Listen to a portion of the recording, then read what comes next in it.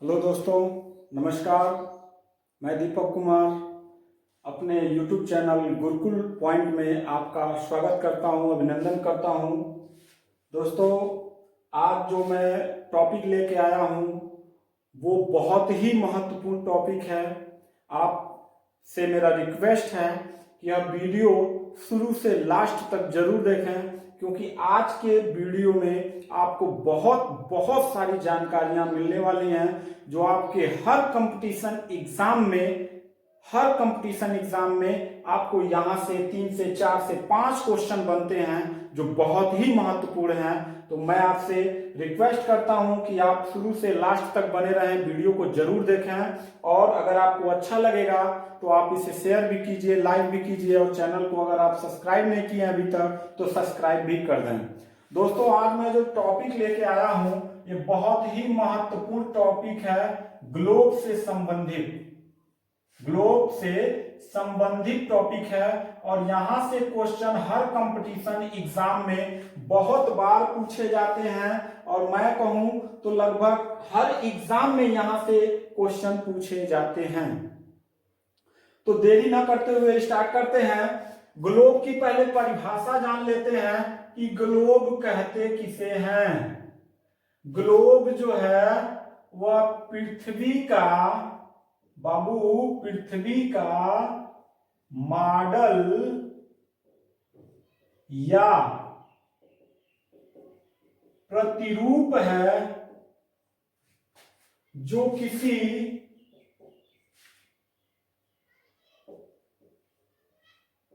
स्थिति को दर्शाती है। स्थिति मतलब जगह को। ग्लोब पहले जान लीजिए, ग्लोब क्या है। यह पृथ्वी का एक मॉडल है। मॉडल मतलब कि एक बहुत बड़ी पृथ्वी को एक छोटे आकार में रख दिया गया है कि और वो उसका काम क्या है बच्चा, उसका काम यह है कि पृथ्वी पे किसी जगह को चिन्हित करने के लिए, दर्शाने के लिए कि यह देश इस जगह है, यह सागर इस जगह है, यह फला देश इस जगह है। तो हमने इसको एक मॉडल बना लिया, प्रतिरूप बना लिया, उसको कहते हैं ग्लोब। क्या कहते हैं? ग्लोब कहते हैं। मेरी बात समझ में आई?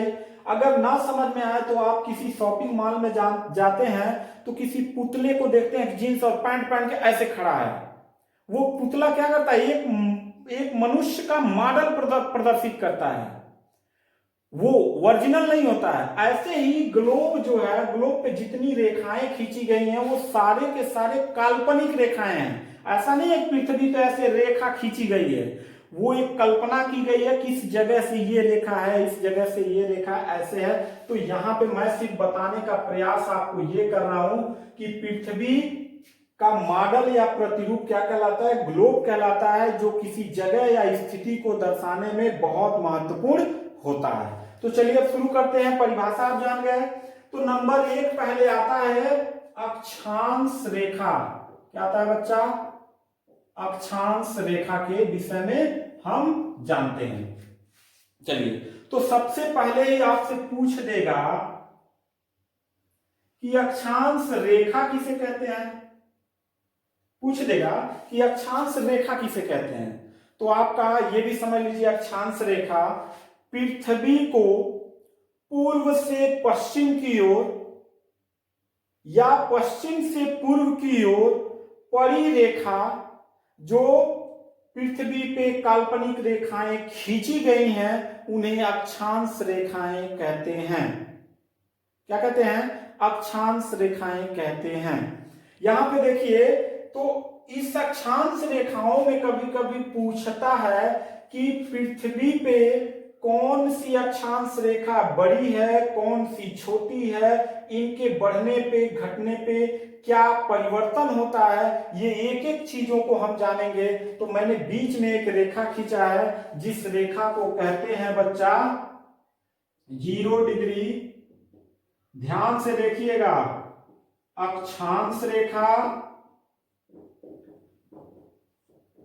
और एक दूसरा नाम इसको जानते हैं विषुवत वृत्त रेखा।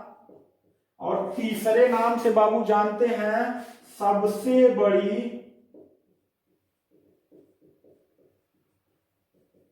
अक्षांश रेखा। मेरी बात समझ रहे हैं? और एक और नाम से जानते हैं, भूमध्य रेखा।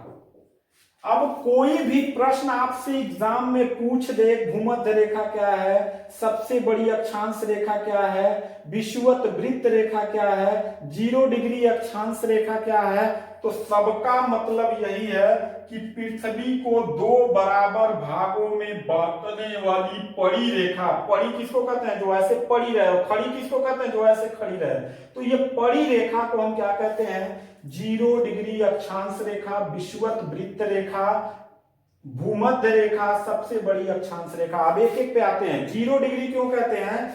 क्योंकि देखिए यहां से जो रेखा खींची गई है, अक्षांश रेखा जो खींची गई है, ये पृथ्वी को 2 बराबर भागों में बांटती है। एक जो बाबू ये भाग होगा, इसको हम कहते हैं उत्तरी गोलार्ध। क्या कहते हैं?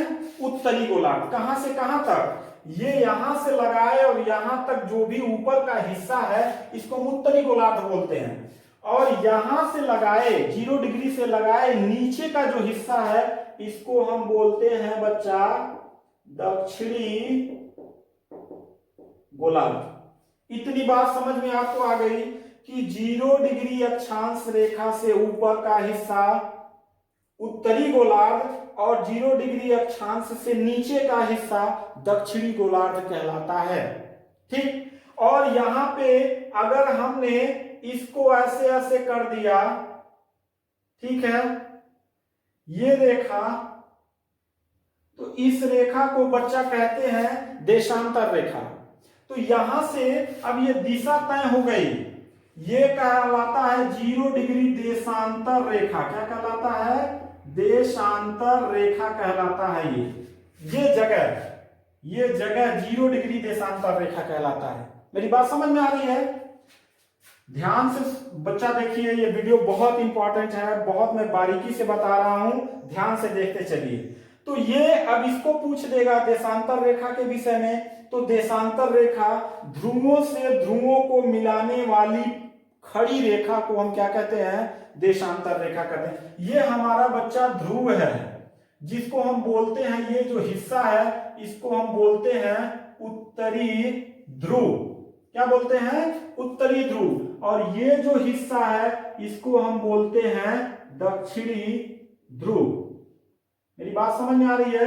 ये 66.5 डिग्री होता है और ये भी 66.5 डिग्री का होता है। मेरी बात समझ में आ रही है? ये देशांतर रेखा है। प्रश्न आता है कि कितनी अक्षांश रेखाएं हैं, कितनी देशांतर रेखाएं हैं। इससे पहले जान लीजिए कि यहां से जो रेखा 0 डिग्री अक्षांश रेखा से ऊपर का उत्तरी गोलार्ध है और ये दक्षिणी गोलार्ध है।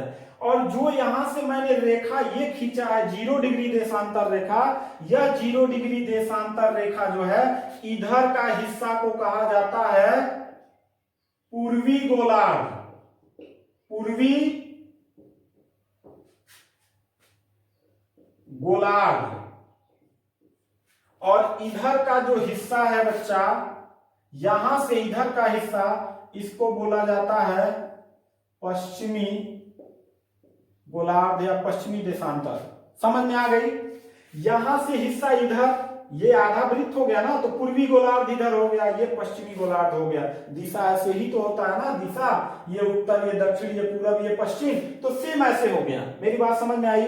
अब देखते हैं, सबसे पहले हम अक्षांश रेखाओं पे चलते हैं, फिर देशांतर रेखाओं के विषय में हम जानेंगे। मेरी बात समझ रहे हैं? तो यहां देखिए, इस प्रकार से ऐसे इधर 90 अक्षांश रेखाएं खींची गई हैं। यहां देखिए, मैं एक अक्षांश रेखा ऐसे खींच रहा हूं, मैं एक अक्षांश रेखा ऐसे खींच रहा हूं, मैं एक अक्षांश रेखा ऐसे खींच रहा हूं, एक ऐसे खींच रहा हूं, एक ऐसे खींच रहा हूं। 90 तो नहीं खींच पाऊंगा, लेकिन यहां पे ऐसे शुरू होता है, यहां 0 डिग्री, 10 डिग्री, और फिर यहां पे 20 degree, 30 degree, 40 degree, 50 degree, 60 degree, 70 degree, 80 degree, और फिर यहां पे आते आते ये क्या हो जाता है, 90 डिग्री हो जाता है। मेरी बात समझ रहे हैं। फिर यहां से ऐसे इधर दक्षिणी गोलार्ध में भी ऐसे ऐसे कुछ रेखाएं यानी पड़ी रेखाएं खींची रहती हैं हमारे ग्लोब पे, जिसे हम क्या कहते हैं, यहां देखिए ऐसे 10 degree, 20 degree, 30 degree, 40 degree, 50 degree, 60 degree, 70 degree, 80 degree और फिर 90 डिग्री। मेरी बात समझ रहे हैं। ये इधर यानी 0 डिग्री देश अक्षांश रेखा से उत्तरी गोलार्ध में 90 डिग्री और दक्षिणी गोलार्ध में 90 डिग्री। तो अक्षांश रेखाओं की संख्या कितनी, 180 अक्षांश रेखाएं पृथ्वी पे हैं। मेरी बात समझ में आई। चलिए अक्षांश रेखाओं में देखते हैं कि इसी अक्षांश रेखाओं में एक रेखा है जो ये वाली रेखा है, इसको 23.5 डिग्री उत्तरी अक्षांश रेखा कहते हैं। क्या कहते हैं, उत्तरी अक्षांश रेखा। क्यों कहते हैं, क्योंकि ये 0 डिग्री अक्षांश रेखा से ऊपर का है, उत्तर में है, तो उत्तरी अक्षांश कहते हैं, जिसको हम बच्चा कर्क रेखा के नाम से जानते हैं। ठीक, चलिए, और इसको तो मैंने पहले ही बता दिया है किस इन नामों से जानते हैं। फिर 23.5 डिग्री ये वाली जो रेखा है बच्चा, मैं एरो लगा दे रहा हूं, 23.5 डिग्री ये वाली रेखा को हम कहते हैं मकर रेखा। क्या कहते हैं, मकर रेखा। क्या कहते हैं, मकर रेखा। ध्यान दीजिएगा कि ये यहां से दूरी यहां तक, ये जितनी 23.5 डिग्री उत्तरी अक्षांश से 23.5 डिग्री दक्षिणी अक्षांश का जो क्षेत्र है, इसे विषुवतीय प्रदेश कहा जाता है। अब क्यों कहा जाता है, विषुवत वृत्त मैंने कहा था ना, तो विषुवतीय प्रदेश कहा जाता है। मैं आगे उसके विषय में बता रहा हूं। यहां देखिए, यहां से एक प्रश्न एग्जाम में पूछता है कि कौन सी रेखा कौन सी नदी 2 बार किस रेखा को काटती है। बहुत इंपॉर्टेंट। और भारत किस गोलार्ध में है, ये भी बहुत इंपॉर्टेंट है। देखिए भारत जो है कर्क रेखा के,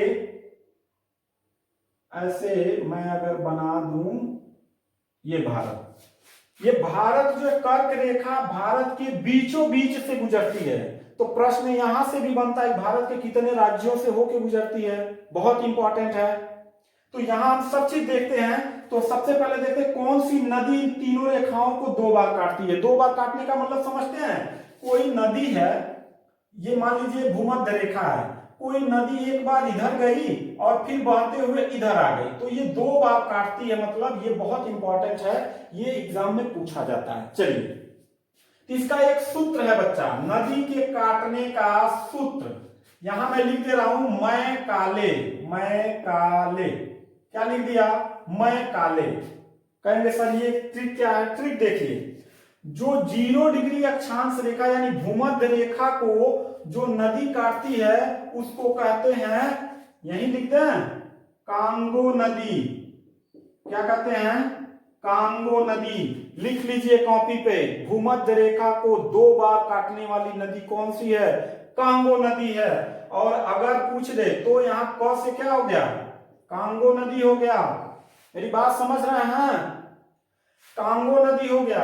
अब मकर रेखा पाते हैं, कौन सी नदी 2 बार काटती है, तो यहां ल से लिम्पोपो नदी मकर रेखा को 2 बार काटती है।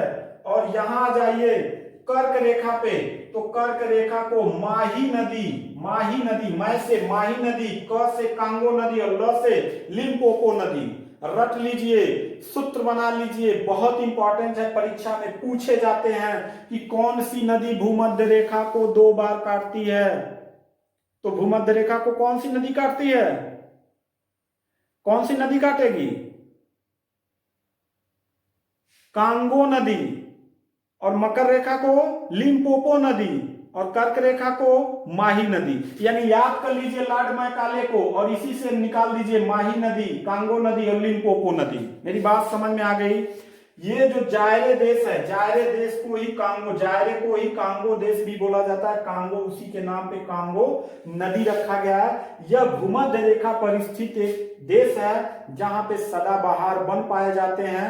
यहाँ पे ये जो जितने भी भूमध्य रेखा पे देश हैं वहां पे वर्ष भर सदाबहार वन पाए जाते हैं, क्योंकि वर्षा यहाँ पे बहुत अत्यधिक होता है।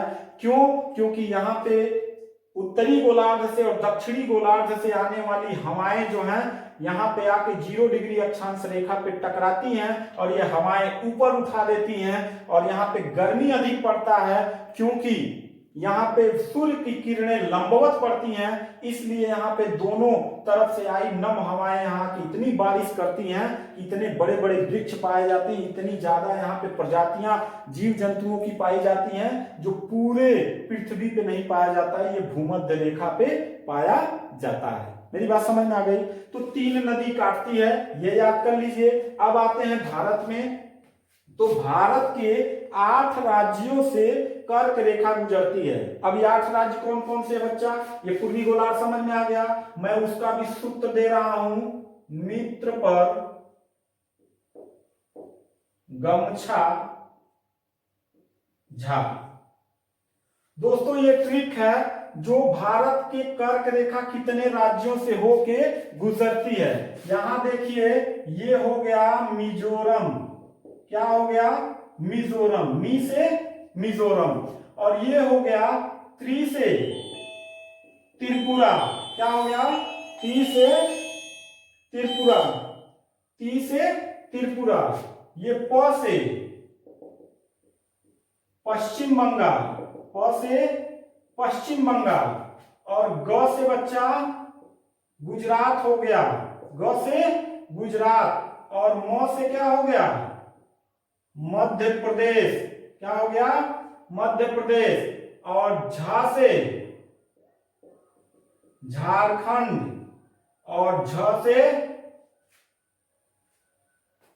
छ है ना, छ से छत्तीसगढ़। छत्तीसगढ़ सॉरी। और झ से झारखंड। और र से राजस्थान। नोट कर लीजिए सूत्र, आपको जीवन में कभी भूलेगा नहीं। मित्र पर गमछा झा। ये कर्क रेखा से गुजरने वाले भारत के राज्य हैं। कितने हुए? 1 2 3 4 5 6 7। 1 2 3 4 5 6 7 8। 8 राज्यों से कर्क रेखा गुजरती है। ये मित्र पर गमछा झा अगर आपको याद हो गया तो जीवन में ये चीज भूलेंगे नहीं।